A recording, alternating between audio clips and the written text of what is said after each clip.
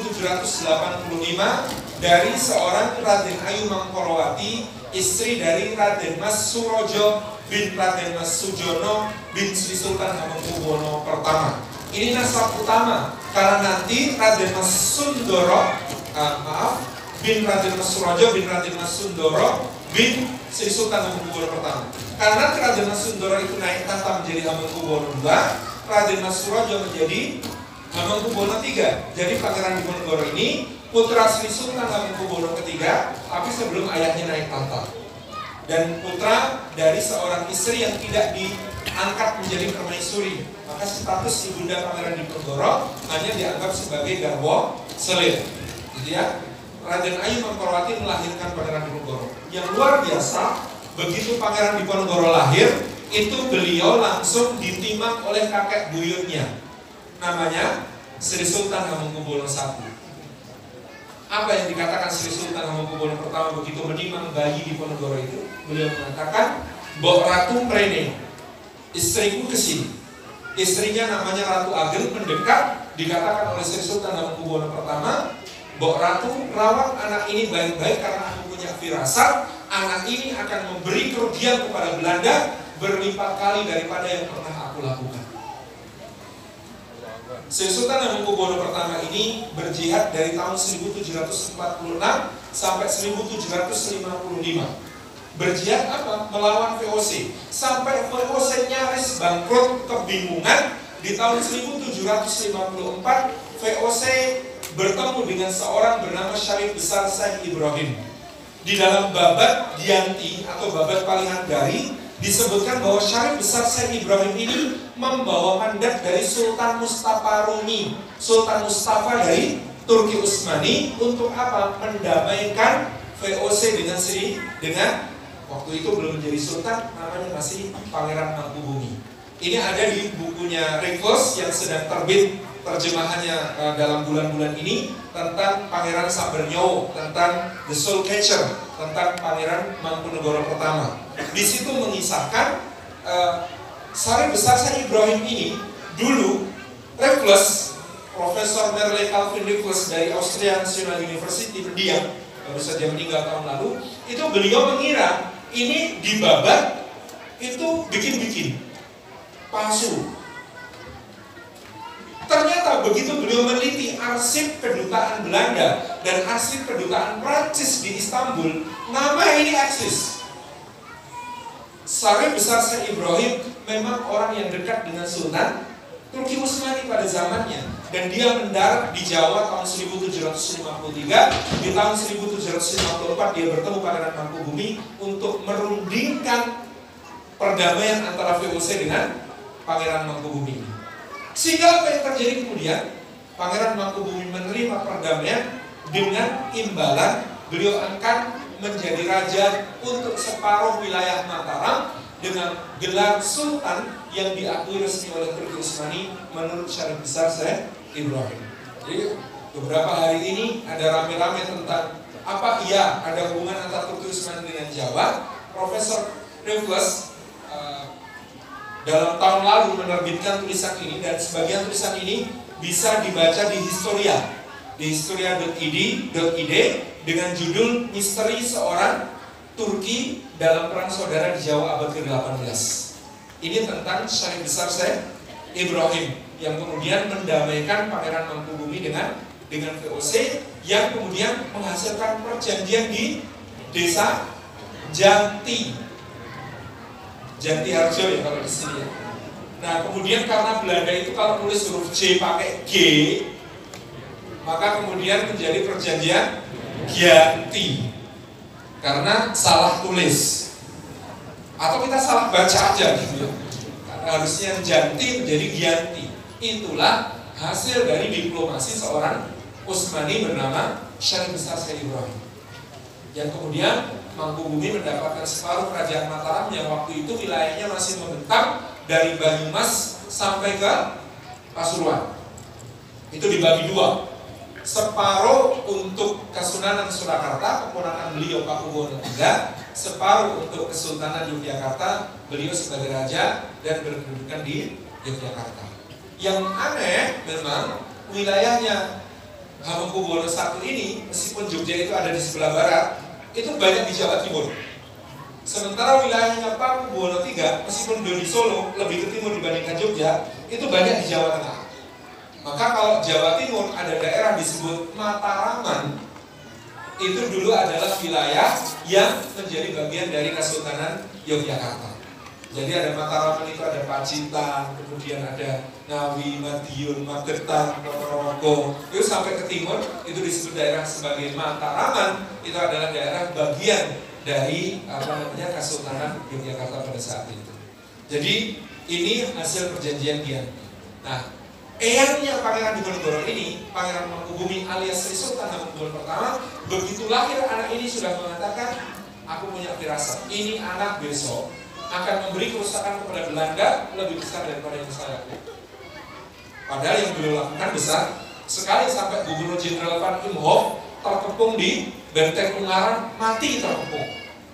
Sampai seorang panglima militer VOC namanya de Klerk itu tewas di pertempuran Sungai Bogowanto.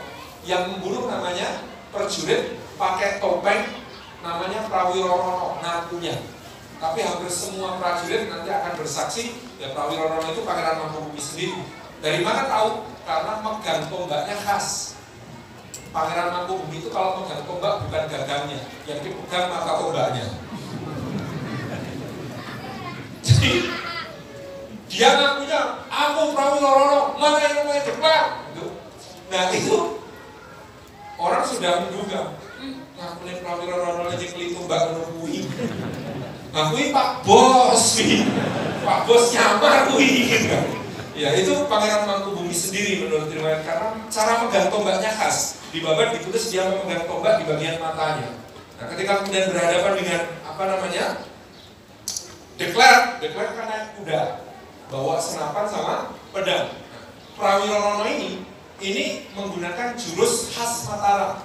Jurus khas Mataram pakai tombak itu namanya gebuk sudut. Dipukulkan ke kuda, pula kudanya kaget, jenggirat. Apa yang terjadi kalau kuda jenggirat? Yang nunggang, sini terbuka, plus. Maka kalau penjenengan lihat latihan tombak di keraton, dulu itu adalah gebuk sudut. Gebukan ke kuda, sudutkan ke dada penunggangnya. Itu jurus khasnya prajurit Mataram kalau berhadapan dengan perwira Belanda. Gebuk sudut. Nah ternyata pada waktu itu yang namanya de Klerk itu pakai baju zirah besi, disudut orang umpan. Waduh.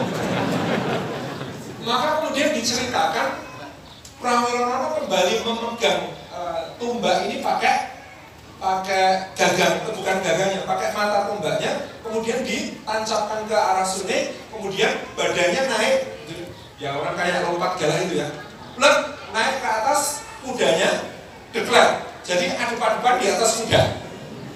Ini de Klerknya dia sudah di depannya.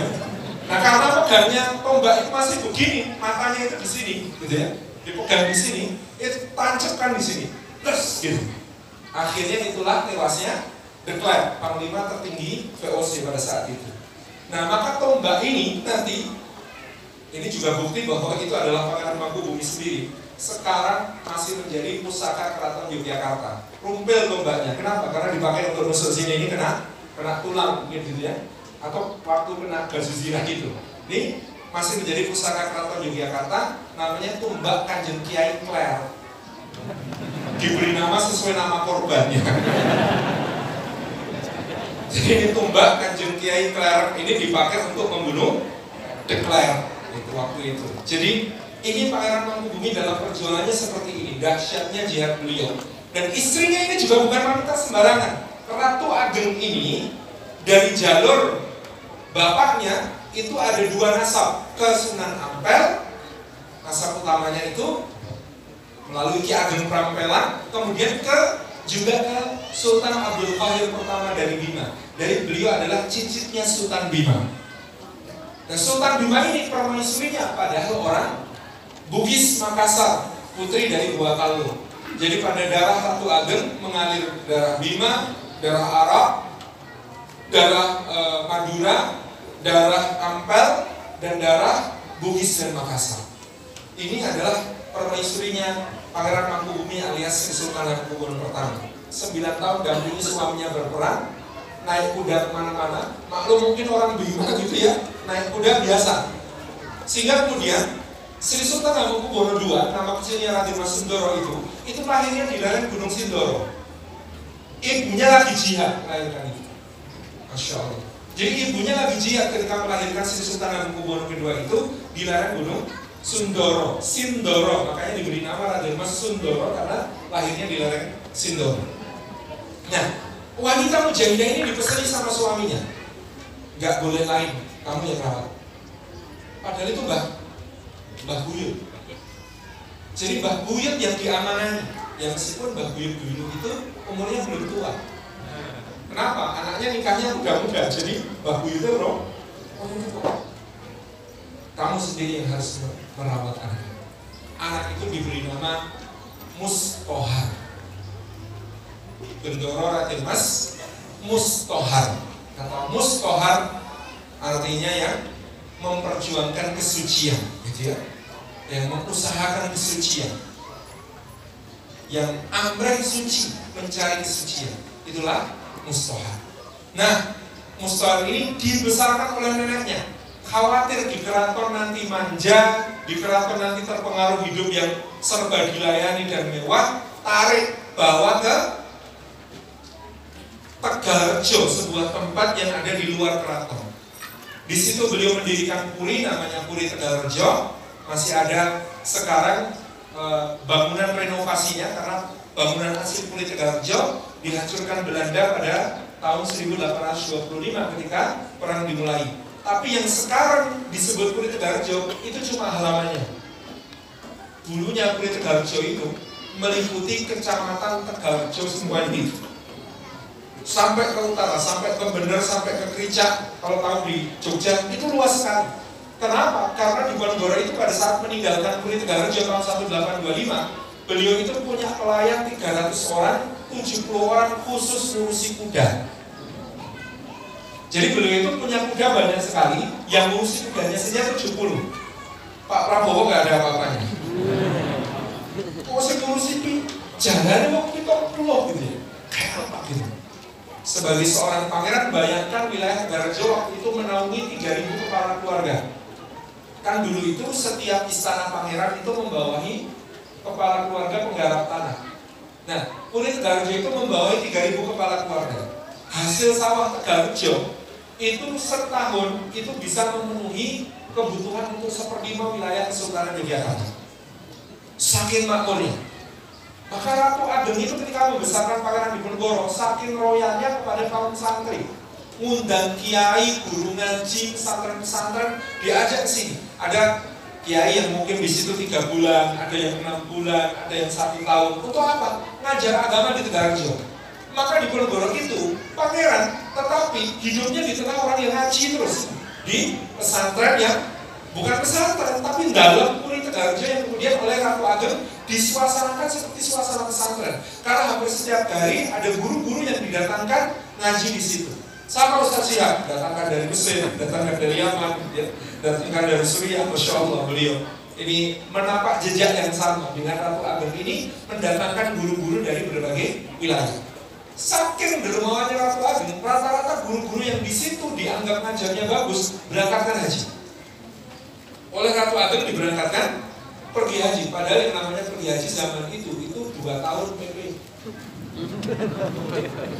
Artinya kalau 2 tahun PP, yang itu namanya biayanya ONH-nya itu selain biaya angkutan, itu biaya untuk makan 2 tahun PP. Belum lagi biaya-biaya lain. Artinya tuh biaya haji zaman itu orang saiki jauh lebih mahal gitu ya. Karena kemudian berbagai orang untuk segala kebutuhannya selama 2 tahun lebih. Dan itu dilakukan oleh Tegalrejo, dilakukan oleh Ratu Ageng, gitu ya. Saking semangatnya beliau. Salah satu guru yang di masa kecil Pangeran Diponegoro sangat berpengaruh karena lama mengajar Tegalrejo, itu dalam babat disebut bernama Kiai Taktoyani. Bahasa Arabnya Syekh Taftazani ini disebutkan sebagai orang dari pantai barat Sumatera, orang Minangkabau. Kemudian selain mengajar di Tegalrejo, beliau mengajar di Perdikan Pelangi, pesantren yang didirikan oleh kakak dari Sri Sultan Hamengkubuwono pertama yang ada di daerah Pelangi di Yogyakarta. Jadi ini salah satu guru utama Pangeran Diponegoro waktu kecil, namanya Kiai Taptoyani alias Syekh Taftazani.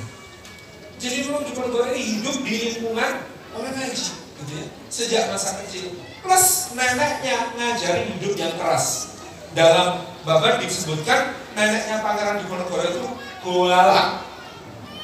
Nenek buyutnya ini galak. Ya karena ada darah Maduranya, ada darah Bimanya, ada darah Bugis Makassarnya ya. Tidak Jawa murni, sehingga kemudian galak. Dan kemudian oleh nenek buyutnya ini diajak ke sawah. Nenek buyutnya ini ratu loh, the queen, ning melu tandur, ikut menanam padi, ikut memanen, gitu ya, ikut ngantor apa namanya ingon, kiriman untuk makanan dan minuman orang yang bekerja di sawah. Itu yang dilakukan oleh nenek Pangeran Diponegoro, nenek buyutnya. Nah, Diponegoro sejak kecil terbiasa kerja keras, terbiasa kemudian hidup tidak manja, terbiasa untuk kemudian melakukan berbagai macam aktivitas yang sangat dekat dengan rakyat. Inilah yang kemudian mengasah jiwa perjuangan beliau di masa yang akan datang.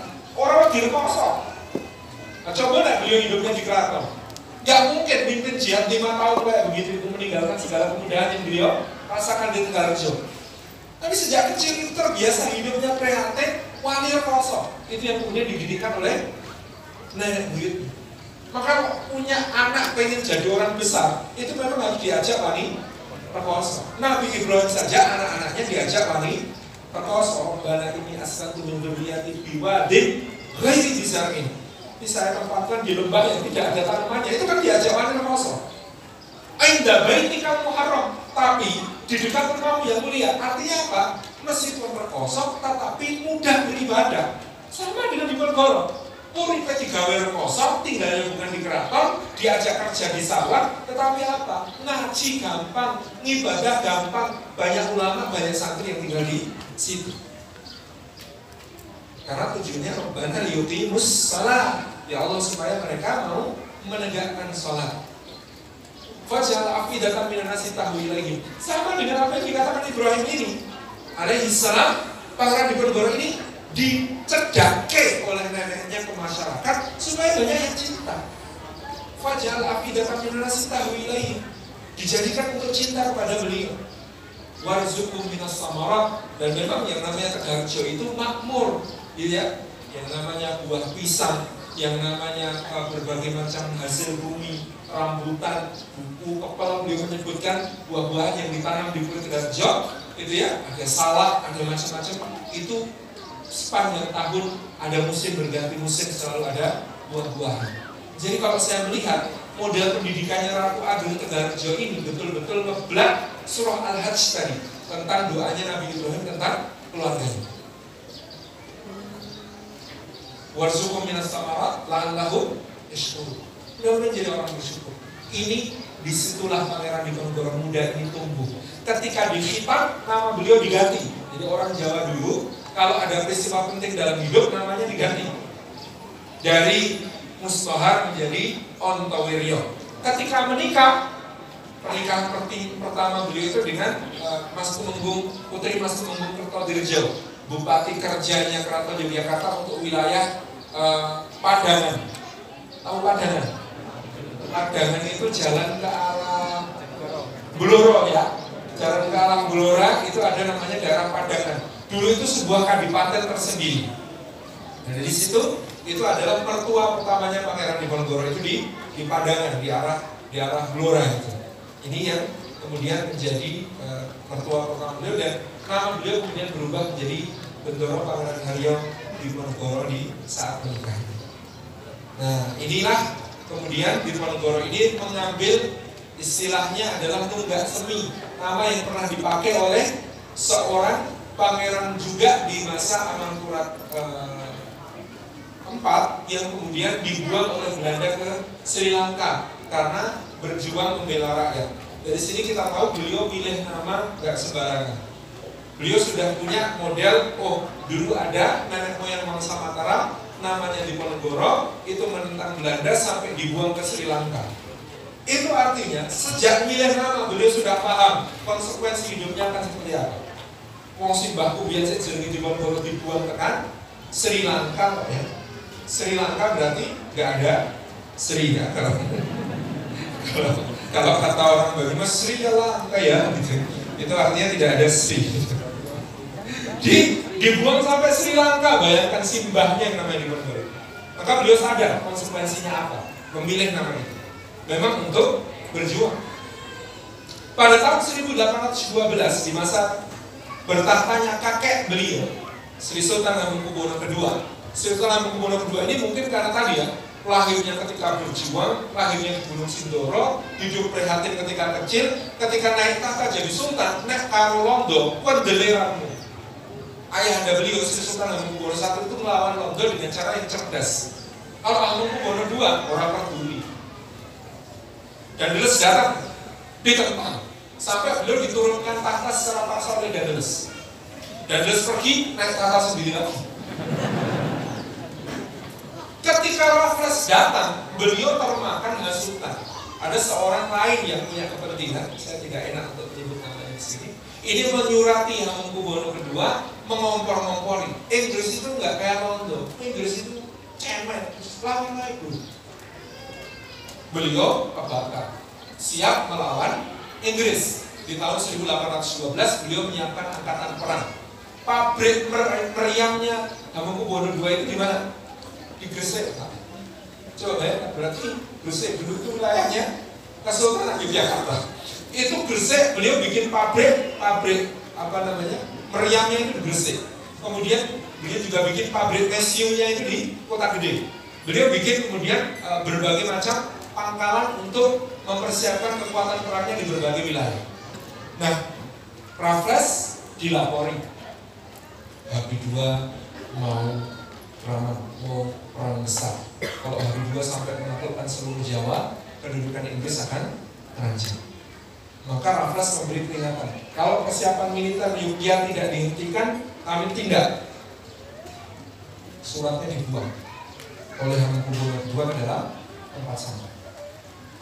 2 kali peringatan, 3 kali peringatan. Akhirnya Raffles menggerakkan 40.000 serdadu Inggris dipimpin oleh Kolonel Robert Rollo Gillespie, seorang veteran perang Napoleon yang sangat terkenal dan sangat hebat. Akhirnya kemudian bergerak menuju ke Yogyakarta dan mengepung Yogyakarta selama bulan Juni dan Juli 1812, dan Yogyakarta kemudian dibombardemen oleh angkatan artileri Buckinghamshire ke-40 milik Kerajaan Inggris. Selama 2 minggu penuh dihujani tembakan meriam keraton Yogyakarta ini. Kita bisa bayangkan, ditembaki meriam 2 minggu, koyo ngopo gitu. Dan itu Hamengkubuwono II dengan tetap berusaha melawan sekuat tenaga beliau. Tetapi namanya memang persenjataannya kalah. Meriam-meriamnya Jawa itu yang buatan Gresik, ada yang sukses, ada yang pecah. Jadi bikinan Gresik ini, meriam-meriam milik Hamengkubuwono II yang buatan Gresik ini, beberapa ketika disundut malah pecah dan melukai prajuritnya sendiri. Dan ini bikin trauma, prajurit lain harap tembaknya, bola pecah pinggir. Nah itu yang bikin kalah gitu ya. Karena trauma, tembakku malah pecah-pecah ya Pak Dewi gitu kan. Itu yang terjadi pada tahun 1812 itu. Pangeran Diponegoro berada di istana ayahnya. Istana ayahnya itu ada di sebelah timur keraton. Kalau sekarang yang kemudian penjenengan kalau beli gudeg di Jogja di mana? Wijilan. Nah, daerah situ itu dulu adalah Istana Putra Mahkota. Itu daerah terparah yang dihujani tembakan oleh Inggris, sehingga kemudian rata bentengnya itu dulu tinggi. Benteng keraton Yogyakarta itu dulu tingginya 3 meter. Kalau dengan jagarnya itu 4,5 meter lebih, gitu ya. Dikelilingi oleh jagar. Jagar itu parit pertahanan yang sangat lebar. Lebarnya sekitar 2,5 sampai 3 meter parit pertahanan keraton Yogyakarta. Jadi kalau jangan bayangkan itu sekarang pertokoan di sepanjang keliling keraton itu dulu benteng dan jagar. Cuman karena dihancurkan Inggris di tahun 1812, maka Maka sekarang banyak yang sudah tidak terlihat gitu. Dan kekalahan Sri Sultan Hamengkubuwono II ini membuat beliau dibuang ke Penang, Malaysia. Kemudian ayahanda Pangeran Diponegoro diangkat menjadi Sultan. Nah, Inggris tidak punya pilihan. Semula Inggris mau menghapus Sultan Yogyakarta. Para pangeran mengatakan kalau sampai Sultan Yogyakarta dihapus, maka seluruh pangeran ini akan bergerak untuk memimpin rakyat melawan Inggris. Inggris tidak akan bisa melawan. Kalau begitu saya mau rajanya ini. Dia tunjuk seorang pangeran yang dia senang. Maka Putra Mahkota senyum. Putra Mahkota itu ayahnya Pangeran Diponegoro senyum. Langsung pangeran-pangeran yang lain paham senyumnya Putra Mahkota. Ini senyum kalau begini, beliau tidak diangkat jadi raja, perang lagi. Kok senyumnya kayak begitu itu? Senyum siap perang ini. Akhirnya kemudian Inggris terpaksa melantik ayahanda Pangeran Diponegoro sebagai Hamengkubuwono III. Beliau memerintah hanya singkat dari tahun 1812 sampai 1814, 2 tahun. Tetapi di masa pemerintahan ini Pangeran Diponegoro memegang peranan penting sebagai yang mendampingi ayahnya di setiap urusan kenegaraan, menasihati ayahnya di setiap urusan kenegaraan, sampai akhirnya ayahnya menominasikan Pangeran Diponegoro untuk jadi Hamengkubuwono IV. Nek saya mati nggak ada pilihan lain yang saya restui selain Diponegoro. Tetapi Diponegoro menolak. Beliau mengatakan tidak, saya tahu diri. Saya bukan anak permaisuri. Ada adik saya, Raden Mas Ambiah. Hamzah, bahasa Jawanya Ambiah. Ada adik saya Raden Mas Hamzah, Raden Mas Ambiah, yang kemudian merupakan putra permaisuri. Kata Sultan, adikmu masih kecil. Aku nggak akan bisa meninggalkan kerajaan ini dengan tentram kalau yang memerintah anak kecil. Tapi Diponegoro sampai ditawari 2 kali, 3 kali menolak. Bahkan ketika dipaksa oleh Presiden Inggris namanya John Crawford, sebaiknya Pangeran Diponegoro menerima tawaran untuk jadi raja. Kata beliau, enggak. Jadi kalau ada yang menuduh perang Diponegoro sebagai beliau pengen jadi raja, nggak baca sejarah bagian ini. Beliau itu sudah nolak 3 kali ditawari jadi raja ketika ayahandanya masih hidup. Bukan kerajaan seperti ini yang saya kenal. Bukan sebuah kerajaan yang saya harus didikte oleh Belanda. Bukan sebuah kerajaan yang saya kalau memerintah saya nggak bisa menegakkan agama Islam. Maka ayah mengatakan, kalau betul kamu meminta Hamzah Ambiah menjadi penggantiku, kamu harus mendidik dia. Maka Diponegoro ini yang kemudian mati-matian mendatangkan guru-guru untuk adiknya. Anda tahu, sampai Hamengkubuwono IV ketika kemudian masih dikawal oleh Diponegoro sebagai kakaknya, kurikulum untuk Sultan itu harus baca kitab apa saja? Tuhfah, Fathul Mu'in, Fathul Wahab. Di bawah ditulis Fatakul Mu'in, Fatakul Wahab, gitu ya. Fatakul Qorib, Fathul Qarib. Kemudian Tajus Salatin, Sulalatus Salatin, Nasihatul Muluk. Itu semuanya harus dibaca oleh seorang calon raja. Bahkan didatangkan guru bahasa Arab dan guru bahasa Melayu. Jadi Raja Jawa itu harus bisa bahasa Arab, harus bisa bahasa Melayu. Itu sampai Hamengkubuwono IV itu seperti itu. Kita bisa bayangkan. Dan memang kehancuran Keraton Jogja itu hilang referensi pada saat tadi. Ketika Hamengkubuwono diserbu Inggris, salah satu kehilangan terbesar dari Keraton Yogyakarta adalah perpustakaan. Kalau emas, perak, banyak banget. Tapi itu bisa dicari lagi. Yang tidak bisa dicari itu adalah referensi peradaban.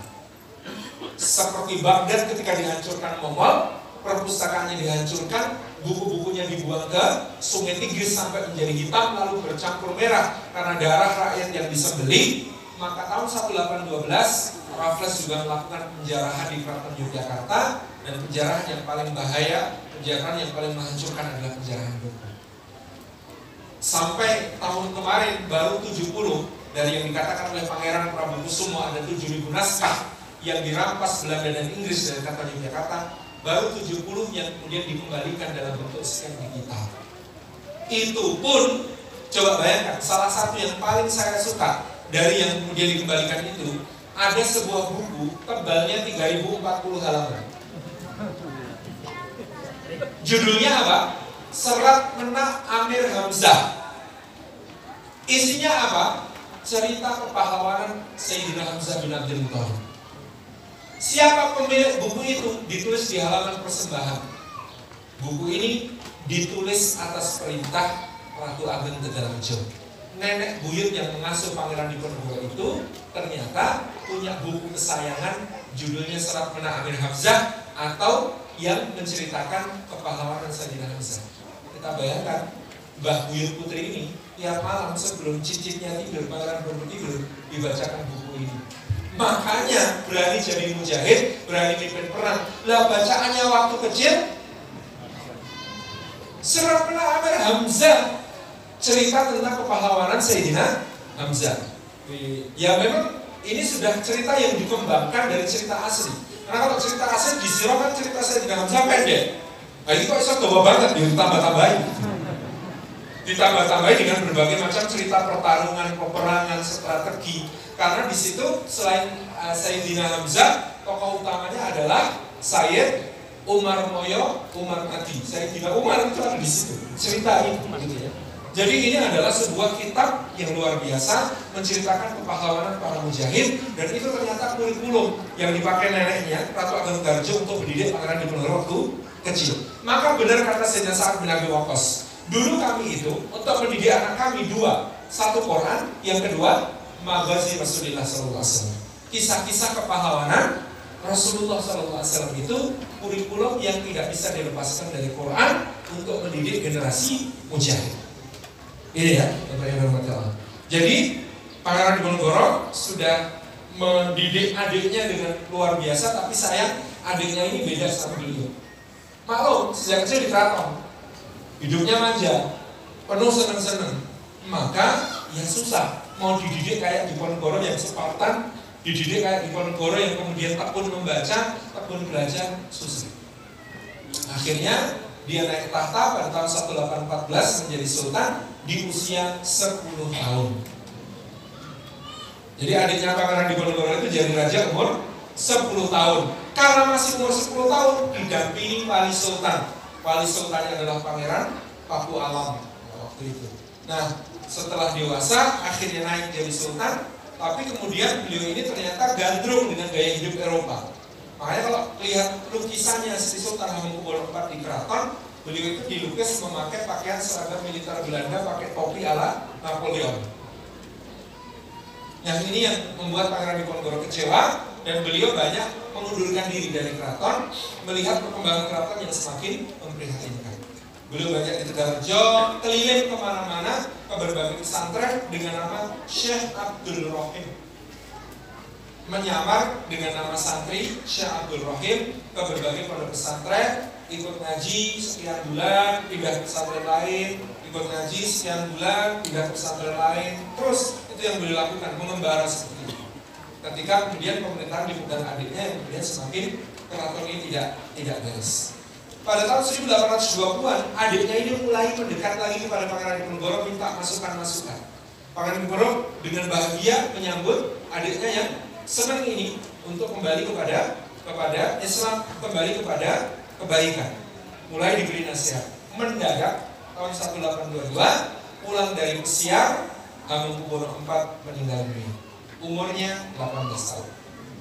Wafat umur 18 tahun itu dalam keadaan, Bapak Ibu dirahmati Allah, itu Diponegoro menceritakan di dalam babat, seluruh lubang di tubuhnya mengalirkan darah. Di matanya berdarah, hidungnya berdarah, mulutnya berdarah, telinganya berdarah. Itu racun yang sangat keras. Awal-awal ada yang menuduh Pangeran Diponegoro yang meracun adiknya. Beliau membantah dengan mengatakan justru yang mengambil keuntungan dari matinya adikku inilah yang meracun. Maka dipersaksikan bahwa ternyata justru beliau itu sebelum meninggal diberi makanan oleh mertuanya sendiri. Nama mertuanya Patih Danurjo IV. Patih Danurjo IV ini dulu teman ngajinya Pangeran Diponegoro waktu kecil. Tidak semua teman ngaji gedenya jadi teman. Danurjo IV ini menjabat sejak tahun 1813 jadi patih di Keraton Yogyakarta. Dia namanya dulu Raden Tumenggung Sumodipuro, Bupati Keraton Yogyakarta untuk wilayah Japan. Tahu Japan? Jepang. Bukan, Jepang itu Mojokerto. Jadi Belanda ini untuk mengaburkan sejarah kita, sebagian nama daerah dulu besar dikecilkan, nama kecil dibesarkan. Contoh, Wonosobo itu dulu namanya Kabupaten Ledok. Sekarang Ledok yang dulu nama kabupaten itu cuma nama desa. Ini untuk menghapus jejak sejarah kan begitu. Dulu kabupatennya namanya Japan, sekarang Japan cuma kecamatan di Mojokerto. Yang digedekan nama Mojokerto. Dulu Japan ini adalah wilayah pemerintahannya Danujo IV dengan nama Sumodipuro. Sukses pimpin Japan oleh Diponegoro direkomendasikan kepada ayahnya. Teman saya ngaji meape, wong soleh insya Allah pinter, jadi bupati sukses, lebih baik diangkat jadi patih. Bapaknya keberatan awalnya. Kita jadi patih piye? Logatnya tangan. Jadi apa? Logatnya itu Korea. Gitu. Ini kan kalau jadi pejabat keraton jadi piye gitu. Bapaknya awalnya nggak setuju, tapi Diponegoro mendorong. Ini orang yang bagus, potensial. Begitu diangkat di keraton, ternyata dia banyak dapat tentangan, banyak dapat penghalang dari pejabat-pejabat senior yang lain. Satu-satunya yang menyelamatkan dia itu Diponegoro. Setiap kebijakannya dibela sama Pangeran Diponegoro. Tapi kadang-kadang ada orang itu kalau kita belain terus, dia ilfil. Betul nggak? Jadi pengen membuktikan diri bahwa aku tuh nggak tahu ada kamu juga aku bisa. Itulah yang terjadi pada Danujo IV. Dia itu justru sakit hati terus karena seakan-akan kalau bukan karena Pangeran Diponegoro dia nggak bisa bertahan. Maka dia berusaha membuktikan aku tuh mampu. Nggak ada Diponegoro juga aku mampu. Gitu. Ini namanya ya ada sesuatu yang salah di dalam hatinya. Akhirnya kemudian dia malah musuhi Pangeran Diponegoro. Jadi semua kebaikan Diponegoro itu dianggap seperti menaburkan garam di atas luka. Makin lama makin sakit hati pada Pangeran Diponegoro. Puncaknya dia sakit hati dengan Pangeran Diponegoro ketika pada tahun 1822 atau 23 Pangeran Diponegoro selaku wali sultan itu mengaudit keuangan negara. Ditemukan berbagai macam penyimpangan, penarikan pajak tidak sesuai aturan yang ternyata mengalir ke kantong pribadinya dan lucu. Ketahuan korupsi. Ketahuan korupsi itu didangu, diaudit oleh Pangeran Diponegoro. Dia mengelak terus, bantah terus. Pangeran Diponegoro ini karena ada darah Maduranya, ada darah Mentanya itu galak juga begitu. Muntap. Akhirnya apa? Pangeran Diponegoro ngambil selopnya digaplok ke raine Danujo. Jadi saking nggak bisa menahan diri Pangeran Diponegoro melihat penyimpangan dan penggelapan keuangan negara yang dilakukan Danujo IV ini, dikeplaklah pakai selop Danujo ini sampai belangkonya coplok dan orangnya langsam. Ada seorang panglima CS-nya Danujo namanya Wironegoro mau bilangin sama Diponegoro, disaut, tugas, dadane, kemudian wajahnya diinjak oleh Diponegoro. Saking lesunya, orang tahu sarapan tungkak. Jadi yang saya catat dari babak itu, umpatan paling kasarnya Pangeran Diponegoro adalah orang tahu sarapan tungkak. Belum pernah sarapan tumit. Sarapan kok tumit ya?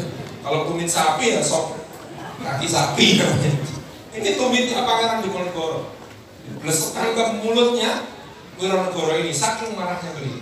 Maka sejak itu yang namanya Wironegoro sama Danujo IV bersumpah mereka akan menghabiskan sisa umurnya untuk menghancurkan hidupnya Pangeran Diponegoro. Jadi dua orang ini bersumpah di tahun itu untuk menghancurkan hidupnya Pangeran Diponegoro. Nah, kenapa Danujo IV membunuh menantunya sendiri yang kedua? Ya jalan mulus supaya cucunya yang kemudian menjadi Hamengkubuwono V naik tahta. Anak ini naik tahta pada saat usia 2,5 tahun. Jadi kalau orang Madura masih anak kecil ya. Jadi masih 2,5 tahun naik tahta jadi sultan, dan Belanda terpaksa atas persetujuan seluruh anggota keraton, usul anggota keraton yang dijadikan wali sultan, di antaranya adalah Pangeran Diponegoro. Dan dalam kedudukan sebagai wali sultan inilah Diponegoro tadi mengaudit keuangan negara, menemukan penyimpangan, sehingga kemudian akhirnya menggaploi wajahnya Danurejo IV pakai selop. Dan itu dendam kesumatnya Danurejo dimulai dari situ. Maka pada tahun 1825 ketika keadaan makin meruncing, Diponegoro makin menghindarkan diri dari keraton dan beliau akrab dengan para ulama. Kalau menurut Profesor Salah Asad Jamhari, memang Pangeran Diponegoro sudah siap memulai perang Sabil pada bulan Muharram 1224 Hijriah yang akan bertepatan dengan bulan Agustus 1825. Rencananya perang akan dimulai dari titik tengah antara Yogyakarta dan Surakarta, daerahnya namanya Majasto di Klaten. Rencananya akan dimulai di sana perang itu, bulan Agustus. Tapi keduluan bulan Juli Danurejo sudah meminta Presiden Semisal untuk menyinggung pengikut Pangeran Diponegoro. Jadi Danurejo itu yang usul agar pembangunan jalan Jogja Magelang diterabaskan pekarangannya Pangeran Diponegoro. Kata Presiden Semisal, memangnya Diponegoro bisa dibikin tersinggung pakai soal tanah? Diponegoronya tidak, tapi pengikutnya yes. Karena bagi orang Jawa, tanah itu sak gumuk bathuk, sak nyari bumi, ditoi nanti. Kehormatan dan tanah itu dibela sampai. Maka yang marah itu bukan Pangeran Diponegoro, tapi pengikutnya. Danurejo bikin patok-patok untuk kemudian bikin jalan terabas pekarangannya Pangeran Diponegoro, sama pengikutnya Pangeran Diponegoro, patoknya cabuti ganti tumbak. Berani pasang patok lagi, besi tumbak. Maka pecah kerusuhan antara pengikutnya Danurejo dengan pengikut Pangeran Diponegoro. Nah, ketika kerusuhan ini terjadi, Belanda berusaha menangkap Pangeran Diponegoro. Caranya, mutus Pangeran Mangkubumi untuk memanggil Pangeran Diponegoro ke keraton. Ketika Pangeran Mangkubumi datang, terus pundi paman, nak mas ditimbali ke keraton kok anu gitu, perasaan saya tidak enak. Nak mas gak usah ke keraton, saya temani di sini aja. Saya jemput malah ngombiongi gitu. Nah terus pundi paman, wes bismillah di sini aja. Akhirnya mereka bertahan di Puri Tegalrejo. Betul, siangnya pasukan Belanda menyerbu di bawah kepemimpinan asisten presiden Chevalier. Sekitar 700 serdadu dikerahkan dengan artileri penuh. Ditembakilah Puri Tegalrejo dengan meriam, sehingga kemudian banyak pohon dan bangunan-bangunan yang rubuh dan terbakar. Maka sore hari itu Pangeran Diponegoro meloloskan diri ke arah barat, kemudian berbelok ke selatan menuju ke Selarong. Ini pada tanggal 18 Juli 1825 petang. Jadi rencananya mau mulai perang bulan Agustus, ternyata bulan Juli sudah keduluan diserang Belanda. Maka beliau kemudian segera menuju ke markas yang sudah disiapkan. Jadi ternyata ketika mengembara kemarin, beliau ke gua-gua dan sebagainya itu survei medan. Bukan cuma sekedar berkelana, tetapi juga mensurvei wilayah-wilayah yang akan jadi basis-basis gerilya. Dan markas pertama yang beliau dirikan itu di sebuah perbukitan, namanya Perbukitan Selarong. Di situ ada gua yang akan menjadi tempat markas beliau. Dalam beberapa hari, ini yang kemudian disebut oleh Salah Asad Jamhari, berarti Diponegoro ini sudah merencanakan dengan rapi perjuangannya. Kenapa? Itu sudah berkumpul, gitu ya, itu sekitar 3.000 pasukan dari kalangan para pangeran dan santri. Hanya dalam waktu beberapa hari. Dalam waktu beberapa pekan berikutnya, itu yang berkumpul di Selarong sudah lebih dari 10.000 orang. Jadi cepat sekali. Dan itu laskar-laskar, terutama terbanyaknya laskar santri.